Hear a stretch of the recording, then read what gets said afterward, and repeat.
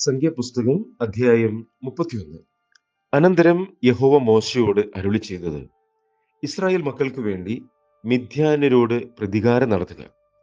അതിന്റെ ശേഷം നീ നിന്റെ ജനത്തോട് ചേരും. അപ്പോൾ മോശെ ജനത്തോട് സംസാരിച്ചു. മിദ്യാന്യരുടെ നേരെ പുറപ്പെട്ട് യഹോവയ്ക്ക് വേണ്ടി മിദ്യാന്യനോട് പ്രതികാരം നടത്തേണ്ടതിന് നിങ്ങളിൽ നിന്ന് ആളുകളെ യുദ്ധത്തിനൊരുക്കുവിൻ. നിങ്ങൾ ഇസ്രായേലിന്റെ സകല ഗോത്രങ്ങളിലും ഓരോന്നിൽ നിന്ന് 1000 പേരെ വീതം യുദ്ധത്തിന് അയക്കേണം എന്ന് പറഞ്ഞു. അങ്ങനെ ഇസ്രായേലിലെ സഹസ്രങ്ങളിൽ നിന്ന് ഓരോ ഗോത്രത്തിൽ 1000 പേർ വീതം 12000 പേരെ യുദ്ധസന്നദ്ധരായി വേർതിരിച്ചു. മോശെ ഓരോ ഗോത്രത്തിൽ നിന്ന് 1000 പേർ വീതമുള്ള ഏവരെയും പുരോഹിതനായ എലയാസാറിന്റെ മകൻ ഫിനെഹാസിനെയും യുദ്ധത്തിനയച്ചു. അവന്റെ കൈവശം വിശുദ്ധ മന്ദിരത്തിലെ ഉപകരണങ്ങളും ഗംഭീരനാദ കാഹളങ്ങളും ഉണ്ടായിരുന്നു. യഹോവ മോശയോട് കൽപ്പിച്ചതുപോലെ അവർ മിദ്യാന്യരോട് യുദ്ധം ചെയ്ത് ആണുങ്ങളെ ഒക്കെയും കൊന്നു. നിഹതന്മാരുടെ കൂട്ടത്തിൽ അവർ മിദ്യാന്യ രാജാക്കന്മാരായ ഏവി, രക്കേം, സൂർ, ഹൂർ, രേബ എന്നീ 5 രാജാക്കന്മാരെയും കൊന്നു. ബെയോരിന്റെ മകനായ ബിലയാമിനെയും അവർ വാൾ കൊണ്ടു കൊന്നു. ഇസ്രായേൽ മക്കൾ മിദ്യാന്യ സ്ത്രീകളെയും അവരുടെ കുഞ്ഞുങ്ങളെയും ബദ്ധരാക്കി അവരുടെ സകല വാഹന മൃഗങ്ങളെയും ആടുമാടുകളെയും അവരുടെ സമ്പത്തൊക്കെയും കൊള്ളയിട്ടു. അവർ പാർത്തിരുന്ന എല്ലാ പട്ടണങ്ങളും എല്ലാ പാളയങ്ങളും തീയിട്ട് ചുട്ടുകളഞ്ഞു. അവർ എല്ലാ കൊള്ളയും മനുഷ്യരും മൃഗങ്ങളുമായുള്ള അപഹൃതമൊക്കെയും എടുത്തു.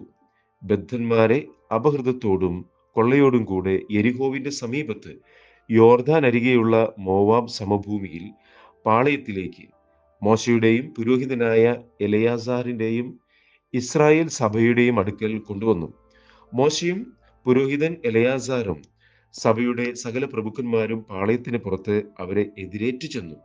എന്നാൽ മോശെ യുദ്ധത്തിൽ നിന്ന് വന്നിട്ടുള്ള സഹസ്രാധിപന്മാരും ശതാധിപന്മാരുമായുള്ള സൈന്യ നായകന്മാരോട് കോപിച്ചു പറഞ്ഞതെന്തെന്നാൽ, നിങ്ങൾ സ്ത്രീകളെയും ജീവനോടെ വെച്ചിരിക്കുന്നു.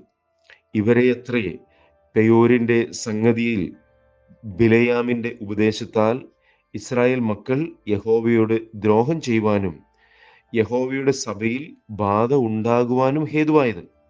ആകയാൽ ഇപ്പോൾ കുഞ്ഞുങ്ങളിലുള്ള ആണിനെയൊക്കെയും പുരുഷന്മാരോട് കൂടെ ശയിച്ചിട്ടുള്ള സകല സ്ത്രീകളെയും കൊന്നുകളവിൻ.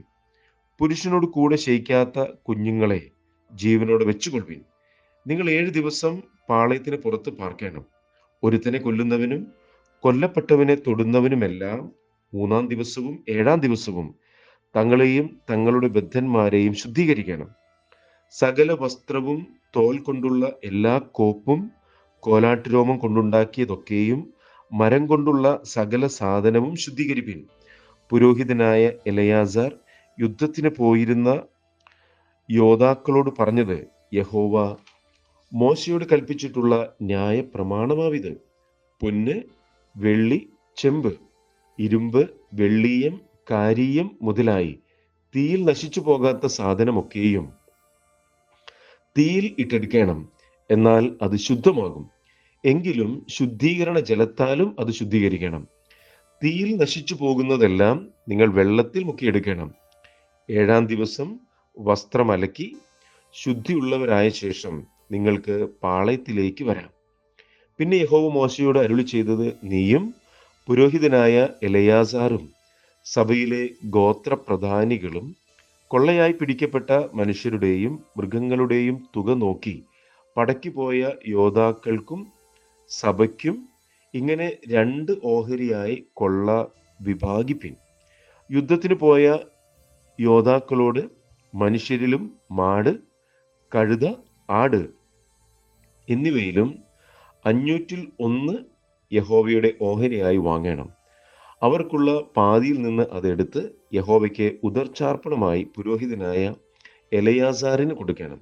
എന്നാൽ ഇസ്രായേൽ മക്കൾക്കുള്ള പാതിയിൽ നിന്ന് മനുഷ്യരിലും മാട്, കഴുത, ആട് മുതലായ സകലവിധ മൃഗത്തിലും 50-ൽ 1 എടുത്ത് യഹോവയുടെ തിരുനിവാസത്തിലെ വേല ചെയ്യുന്ന ലേവ്യർക്ക് കൊടുക്കണം. യഹോവ മോശയോട് കൽപ്പിച്ചതുപോലെ മോശയും എലയാസാറും ചെയ്തു.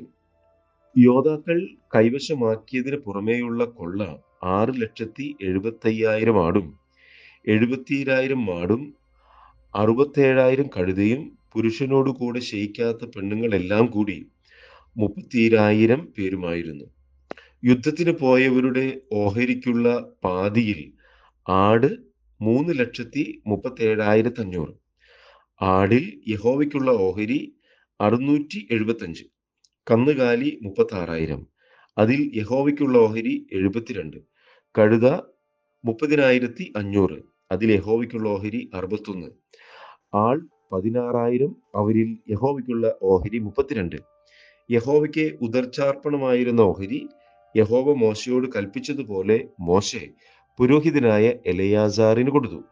മോശെ പടയാളികളുടെ പക്കൽ നിന്ന് ഇസ്രായേൽ മക്കൾക്ക് വിഭാഗിച്ചു കൊടുത്ത പാതിയിൽ നിന്ന് സഭയ്ക്കുള്ള പാതി 3,37,500 ആടും 36,000 മാടും 30,500 കഴുതയും 16,000 ആളുമായിരുന്നു.